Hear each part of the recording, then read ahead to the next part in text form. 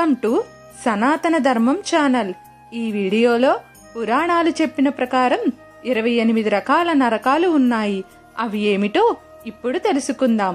నరక బాధలు వదలాలని కోరుకోవటంలోనే న్యాయం ఉంటుంది. ఎవడైనా ఏదైనా చెయ్యకూడని పని చేస్తే నరకంలో పడిపోతావట అంటూ శాపనార్థాలు పెట్టడం చూస్తూనే ఉన్నాం. పుత్ర సంతానం లేకపోతే పున్నామ నరకాల్లో కూలిపోతామని ఇప్పటికీ ఎందరో భయపడటాన్ని చూస్తున్నాం. ఎప్పుడూ నరకం ప్రస్తావన వచ్చినా అందరికీ గుర్తొచ్చేది యమలోకం. ఇంకాస్త లోతుకి దిగితే దాని యజమాని యముడు. మరి ఈ పున్నామ నరకాన్ని, నరకాలు ఏమిటి, అసలు మనకు ఎన్ని రకాల నరకాలు ఉన్నాయి? పాప స్వరూపాలను బట్టి యముడు ఆయా నరకాలకు పాపులను పంపుతూ ఉంటాడు. మొదటిది తమిశ్రం. తమిశ్రం అనగా ఇతరుల సొమ్మును, భార్యా పిల్లలను కాజేసిన వాళ్లను యమదూతలు కాలపాసంతో కట్టేసి ఇదో చిమ్మ చీకటి నరకకూపం, అక్కడ పాపిని సొమ్మసిల్లి పడిపోయేదాకా కర్రతో కాని, కడ్డీతో కాని, మెరకు తాళ్లతో కాని చావబాదుతూ ఉంటారు. దెబ్బలకి తట్టుకోలేక గావు కేకలు పెట్టినా, చావు కేకలు పెట్టినా పట్టించుకోరు. తాగటానికి నీళ్లు, తినడానికి తిండి ఇవ్వకుండా చితకబాదుతూ ఉంటారు. పాపి ఒకవేళ కళ్ళు తిరిగి పడిపోయినా వదలరు. స్పృహలోకి వచ్చాక ఈ శిక్షను తిరిగి అమలు చేస్తూ ఉంటారు. ఇలా శిక్షాకాలం పూర్తయ్యే వరకు చావబాదుతూనే ఉంటారు. రెండవది అంధతమిశ్రం. అంధతమిశ్రం అనగా ఒకరినొకరు మోసపుచ్చుకొని చిన్న నా పొట్ట నిండితే చాలు అనుకుంటూ స్వార్థ చింతనతో ముక్కు మునగ తినేవారిని అవసరాలు తీరే వరకు భార్యను వాడుకొని ఆ తరువాత వెంట్రుక ముక్కలో వదిలిపారేసి భార్యాభర్తలను శిక్షించేందుకు యముడు ఈ నరకానికి పంపుతాడు. నిష్కారుణంగా విడాకులిచ్చే భార్యకు, భర్తకు కూడా ఇదే శిక్ష పడుతుంది. ఇదో భయంకరమైన చీకటి నరకం. ఇక్కడ కళ్ళు పొడుచుకున్నా ఏమీ కనపడదు. ఇక్కడకు వచ్చేలోపే పాపిని చితక్కొట్టేస్తారు. ఆ దెబ్బలకు దిమ్మ తిరిగిపోయి ఉండగా పెడరక్కలు విడిచికొట్టి తెచ్చి ఇందులో పారేస్తారు. మూడవది రౌరవం. రౌరవం అనగా రురు అంటే భయంకరమైన విషనాగు అని అర్థం. శరీరం శాశ్వతమని తన కోసం, తన వారి కోసం ఇతరుల ఆస్తిపాస్తులను లాక్కొని అక్రమంగా అనుభవించే వాళ్ళు ఇక్కడికి వస్తారు. వీళ్ల చేతిలో మోసపోయిన వాళ్ళు మిన్నాగులుగా మారి విషం కక్కుతూ ముర్రోమని మొత్తుకున్నా ఇంతకన్నా చావే సుఖం, మమ్మల్ని చంపేయండి అని ప్రాధేయపడినా వినకుండా ఘోరంగా హింసిస్తారు. నాలుగవది మహారౌరవం. మహారౌరవం అనగా న్యాయమైన వారసత్వాన్ని కాదని ఆస్తిపాస్తులని అక్రమంగా లాక్కొని అనుభవించే వారిని, ఇతరుల భార్యను, ప్రేమికురాలిని అక్రమంగా లోబరుచుకొని అనుభవించేవారు ఇక్కడికి వస్తారు. వీళ్లను భయంకరమైన విషనాగులు చుట్టుకొని మెలిపెట్టి ఉక్కిరి బిక్కిరి చేస్తాయి. వీటినే క్రవ్యాధులు అంటారు. ఆ బాధ భరించలేక విలవిలలాడిపోతుంటే పాపిని చప్పరించుకుంటూ మింగుతాయి. ఐదవది కుంభీపాకం. కుంభీపాకం అనగా వేట, ఒక ఆట అంటూ సాధు జంతువులను కిరాతకంగా హతమార్చి కడుపు నింపుకునేవారు ఇక్కడికి వస్తారు. ఇక్కడ ఎప్పుడూ సలసల కాగే నూనె ఉంటుంది. అందులో పడేసి వేపుతూ ఉంటారు. ఆరవది కాలసూత్రం. కాలసూత్రం అనగా ఈ నరకం కనకనలాడే రాగి పాత్రగా ఉంటుంది. పైనుంచి సూర్యుడు, కింద నుండి భగ్గున మండుతున్న మంటతో ఆ రాగి కొలిమి విపరీతంగా వేపెక్కి ఉంటుంది. తమ బాధ్యతలను పూర్తిగా నిర్వర్తించి వయసుడిగిపోయిన పెద్దవారిని గౌరవించి ఆదరించని వాళ్ళు ఇక్కడికి వస్తారు. కూర్చోడానికి కూడా ఉండదు, నుంచోవడానికి కూడా ఉండదు. తప్పించుకునే మార్గం లేని ఈ నరకంలో చచ్చేలా పరిగెత్తించి ఆ తరువాత ఈడ్చి పక్కన పారేస్తారు. ఏడవది అసితపత్రవనం. అసితపత్రవనం అనగా విద్యుత్ ధర్మాలను గాలికి వదిలేసి ఇతరుల పనుల్లో వేలిపెట్టి వాళ్లను చెడగొట్టే వాళ్ళు ఇక్కడికి వస్తారు. అలాగే పెద్దలు చెప్పిన మార్గాన్ని కాదని సొంత కవిత్వం ప్రదర్శించి ఇదే గొప్ప జీవితం అని వాదించే వాళ్ళు కూడా ఈ నరకానికే వస్తారు. కత్తుళ్ళ మహాపదునుగా ఉండే ముళ్ళ చెట్లు, రాళ్లు ఉండే నరకం ఇది. ఇక్కడ పాపిని కత్తులతో పొడుస్తూ కర్రలతో కొడుతూ పరిగెత్తులెత్తిస్తారు. ఒళ్ళంతా కోసుకుపోయి చీరుకుపోయి పాపి హాహాకారాలు చేస్తున్నా వదలకుండా వెంటపడి హింసిస్తారు. పాపి స్పృహ తప్పి పడిపోతే ఆగి తెలివి వచ్చాక మళ్ళీ కొడతారు. యముడు విధించిన శిక్ష పూర్తయ్యేదాకా ఈ శిక్ష అమలు జరుగుతుంది. 8వది సుకరముఖం. సుకరముఖం అనగా అధికార దుర్వినియోగానికి పాల్పడి అక్రమాలు అన్యాయాలలో దిగబడి విధి నిర్వహణలో సక్రమంగా వ్యవహరించిన పాలకులు అధికారులు ఈ నరకానికి వస్తారు. ఇక్కడ వాళ్లను చితక కొట్టి పచ్చడి చేస్తారు. చెరుకుగడ నుండి పిండి పిప్పి చేసినట్టు పాపిని భయంకరంగా శిక్షిస్తారు. తెలివి తప్పి పడిపోయినా ఉపేక్షించరు. తెలివి రాగానే ఈ శిక్ష మళ్ళీ అమలులోకి జరుగుతుంది. 9వది అంధకూపం. అంధకూపం అనగా చిట్టి చీమను బుద్ధిపూర్వకంగా తొక్కిపెట్టి బాధించేవాళ్ళు, కాపాడమని ప్రేదేయపడినా వారికి అవకాశం ఉండి కూడా కాపాడని వాళ్ళు ఈ నరకానికి వస్తారు. అలాగే ఉత్తిపుణ్యానికి సాటి జీవుల్ని చంపిపారేసే వాళ్ళు కూడా ఇక్కడకు చేరతారు. వాళ్లను పులులు, సింహాలు, గద్దలు, తేళ్లు, పాములు ఉండే లోయలో పారవేస్తారు. చేసిన పాపం పరిహారమయ్యే వరకు ఇదే పనిగా దాడి చేస్తూ చంపుకు తింటాయి. ఎదుట ప్రాణిని హింసిస్తే అవి ఎంతగా బాధపడతాయో తెలియడానికి యముడు ఈ నరకంలోనికి పాపులను నెంటుతాడు. 10వది తప్తమూర్తి. తప్తమూర్తి అనగా ఈ నరకం ఒక కొలిమిలా ఉంటుంది. ఇక్కడ పెనుమంటలు నాలుకలు సాచి భగభగ మండుతూ ఉంటాయి. బంగారం, విలువైన రత్నాలు, రత్నాభరణాలు కాజేసిన వారిని ఇందులో పడవేసి సజీవ దహనం చేస్తారు. 11వది క్రిమిభోజనం. క్రిమిభోజనం అనగా ఇది క్రిమికీటకాలతో నిండి ఉండే నరకం. ఇంటికి అతిథులుగా వచ్చిన వాళ్లను ఆదరించకుండా, వాళ్లకు మెతుకు విదల్చకుండా మింగేవాళ్లను, ఎదుట వాళ్లను సొంత పనులకు స్వార్థ ప్రయోజనాలకు వాడుకొని అవసరం తీరాక విసిరిపారేసే వాళ్లను ఇక్కడికి తీసుకువచ్చి క్రిమికీటకాలకు ఆహారంగా పడేస్తారు. అవి ఆవురావురమంటూ కండలు పిక్కు తింటాయి. ఇదో రకం చిత్రహింస. పాపి శరీరాన్ని పీక్కు తినటం పూర్తయినంత మాత్రాన వాడి పాపం తీరిపోయినట్టు కాదు. వాడికి మరొక శరీరం ఇచ్చి శిక్షను తిరిగి అమలు చేస్తారు. ఇలా పాపి చేసిన పాపానికి శిక్షాకాలం పూర్తయ్యే వరకు శరీరాలు ఇస్తూ ఈ శిక్ష విధిస్తూనే ఉంటారు. 12వది శాల్మిలి. దీన్నే తప్త శాల్మిలి అని కూడా పిలుస్తారు. వావి వరస పట్టించుకోకుండా అక్రమ సంబంధాలు ఎగబడే ఆడ మగవాళ్లను ఈ నరకానికి తెస్తారు. ఇక్కడ కనకనమండే ఒక ఇనుపలోహమూర్తి ఉంటుంది. ఒంటికి పట్టిన మదం వదిలిపోయేదాకా ఆ బొమ్మను కౌగిలించుకోవాలి. ఒళ్లంతా భగ్గున మండుతున్నా వదలకుండా పాపిని ఈ బొమ్మను కౌగిలించుకునేలా చేస్తారు. పారిపోవటానికి ప్రయత్నిస్తే చితకబాది మరీ తీసుకువస్తారు. 13వది వజ్రకంటకశాలి. జాతి రీతి లేకుండా జంతువులతోనూ శృంగారం నడిపే వారికి ఈ నరకం ప్రత్యేకంగా సిద్ధంగా ఉంటుంది. అలాంటి వారిని ఏదునుదేరిన వజ్రాలతో తయారు చేసిన బొమ్మ ఉంటుంది. ఇలాంటి వాళ్లంతా దాన్ని కౌగిలించుకుని తీరాలి.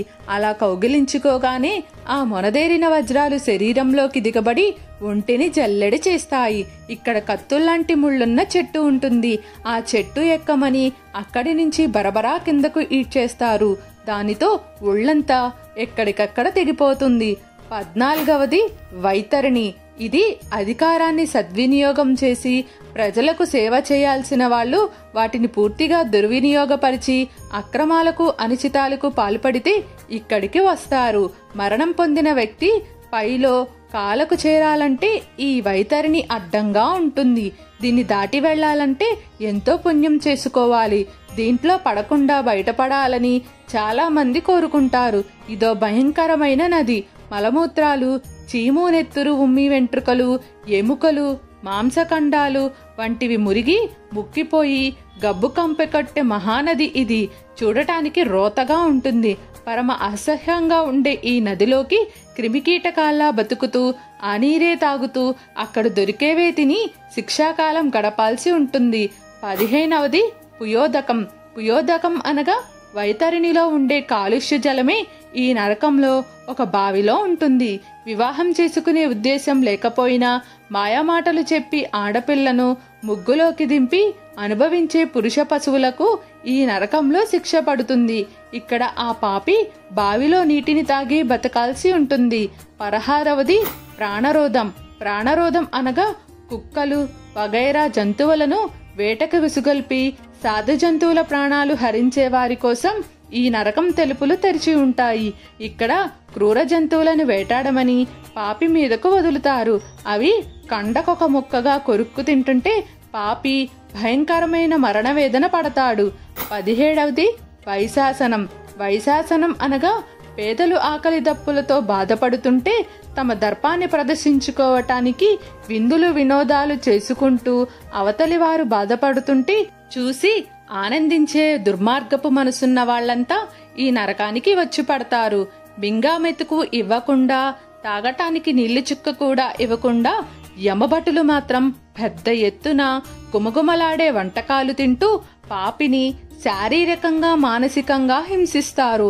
ఇక్కడ ఉన్నంతకాలం పాపి ఆకలి దప్పులతో మలమలమాడిపోతూ ఉంటాడు. 18వది లాలాభక్షణం.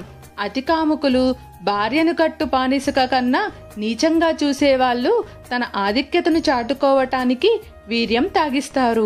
ఇలాంటి వార్తలు తరచూ వినబడుతుంటాయి. అలాంటి పొగరపోతుల పని పట్టేందుకే ఈ నరకం ఉంది. అటువంటి వారిని ఇక్కడకు తెచ్చి వాడి వీర్యాన్నే కాదు 100 మంది వీర్యాన్ని కూడా తాగిస్తారు. వీర్యపు సముద్రంలో పడేస్తారు. ఇందులో మునుగుతూ అదే తాగుతూ శిక్షాకాలం పూర్తి చేయాలి. 19వది సారామేయాదిదనం. ఇది ఆహారంలో విషం కలిపేవాడు, ఊచకోతకు దిగేవాడు, దేశాన్ని సర్వనాశనం చేసేవాడు ఈ నరకానికి వస్తాడు. సామాజిక జీవితాన్ని కుక్కలు చింపిన విస్తరి చేసే వరకు ఈ నరకంలో తినటానికి కుక్క మాంసం తప్ప మరేదీ దొరకదు. దాన్ని తిన్న వెంటనే ఆ లోకంలో ఉండే కుక్కలు గుంపులు గుంపులుగా వచ్చిపడి పాపి మాంసాన్ని పీక్కు తింటాయి. 20వది అవీచి. ఇది నీటి బొట్టులోని నరకం. ఇది అక్కడి రాతి పలకలు పరుచుకున్న తీరు చూస్తే సముద్రమేదో ఉండేదేమో అనిపిస్తుంది.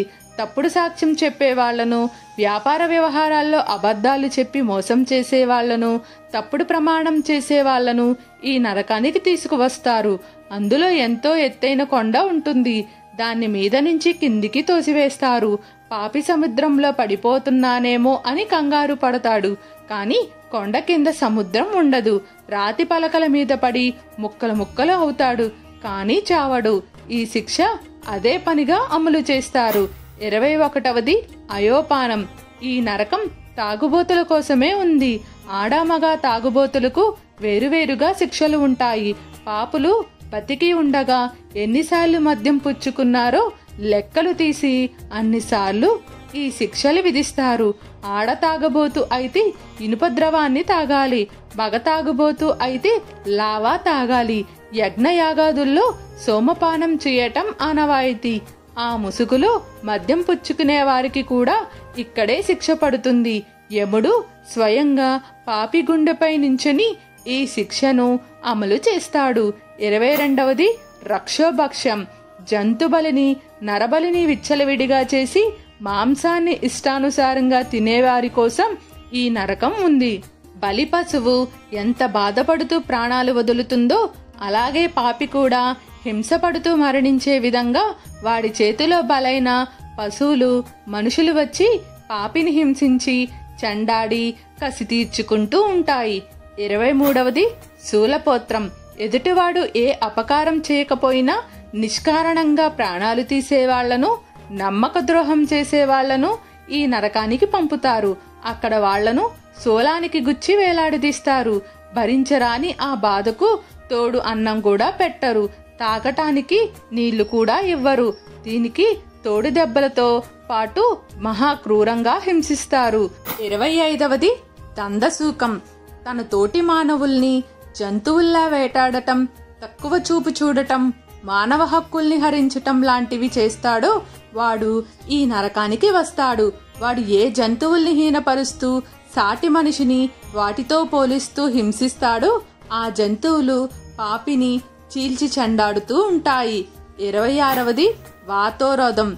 ఇది అడవుల్లో చెట్ల మీద కొండ కొమ్మల్లో ఉంటూ ఎవరి జోలికి రాని జంతువుల్ని పట్టి పేల్చేవారే ఈ నరకానికి వస్తారు. అలాంటి వారిని నిప్పుతో కాల్చి విషం ఇచ్చి ఆయుధాలతో హింసిస్తారు. 27వది పర్యావర్తనకం. ఆకలితో అలమటించేవాడు ఒక ముద్ద అన్నం పెట్టమని అడిగితే పెట్టకపోగా నానా దుర్భాషలాడేవాడిని ఈ నరకంలో పడివేస్తారు. ఇక్కడికి రాగానే కాకులు గద్దలు కళ్ళు పొడిచి ఎవరికి వాళ్ళు పారిపోయే వీలుకు లేకుండా ఆ తరువాతి రోజు ముక్కలు ముక్కలుగా కండలు తీస్తూ ఉంటాయి. 28వది సూచీముఖం. గర్వం పిసినారితనం ఉన్నవారిని, రోజువారి ఖర్చులకు కూడా డబ్బు తీయని వారిని, పరమలోబులను ఇక్కడికి తీసుకువస్తారు. వీళ్ళు తమ కడుపు కోసం తినరు, ఇంకొకరికి పెట్టరు. అప్పు చేసి ఎగనామం పెట్టేవాళ్ళు కూడా ఇక్కడికే వస్తారు. ఇక్కడ పాపుల్ని నిరంతరం సూదులతో పొడుస్తారు. ఇవి కాక దుర్బద్ధం, నిర్బద్ధం, ఏ హింసించిన తుత్పల, పద్మ, మహాపద్మలని చల్లటి నరకాలు కూడా ఉన్నాయి. ఈ నరకాల్లో వాళ్ళు పడిన వాళ్ళకి చలికి బిగుసుకుపోయి గడ్డ కట్టుకుపోతూ ఉంటారు. దీన్ని బట్టి చూస్తే సామాజిక జీవితాన్ని సవరించుకోవడానికి, వ్యక్తిగత జీవితాన్ని సంస్కరించడానికి ఈ నరకాలు ఎంతో ఉపయోగపడుతున్నాయి. ఒక విషయాన్ని నయానా కాని భయానా కాని చెప్పవచ్చునంటారు పెద్దలు. ఆశలు ఆకర్షణలు రేకెత్తించి చెప్పే ఉపదేశాలు నయానా చెప్పేదైతే నరకాలు, ఈ నరక బాధలు వగైరాలు భయానా చెప్పేవి ఎదుటి తిరిగి ప్రజల ప్రవర్తన బాగా ఉండాలని, వాళ్ల వల్ల సాటి మనుషులే కాదు ఇతర జీవజాలం కూడా ప్రశాంతంగా బతకాలని బాలంతా కోరుకునే పెద్దలు ఏర్పరిచినవి ఈ నరకాలు. పైన చెప్పిన వివరాల్లో వ్యష్టి నిష్టను, సామాజిక నిష్టను పెంపొందింపజేసే అంశాలే చాలా కనపడతాయి. రాముణ్ణి నమ్మినా యముణ్ణి నమ్మినా ఫలితం సామాజిక సంక్షేమమే. పెద్దల ఆకాంక్షలు నెరవేరాలంటే మనమంతా క్రమశిక్షణ కలిగి కట్టుబాటుతో జీవించాలి. ఇన్ని రకాల నరకాలు లేకుండే పోతే అంతకన్నా పండుగ మరొకటి ఉంటుందా? బాధలు బాదరబందీ లేకుండా బతకటం కన్నా జీవితానికి వేరే ఆనందం ఏముంటుంది?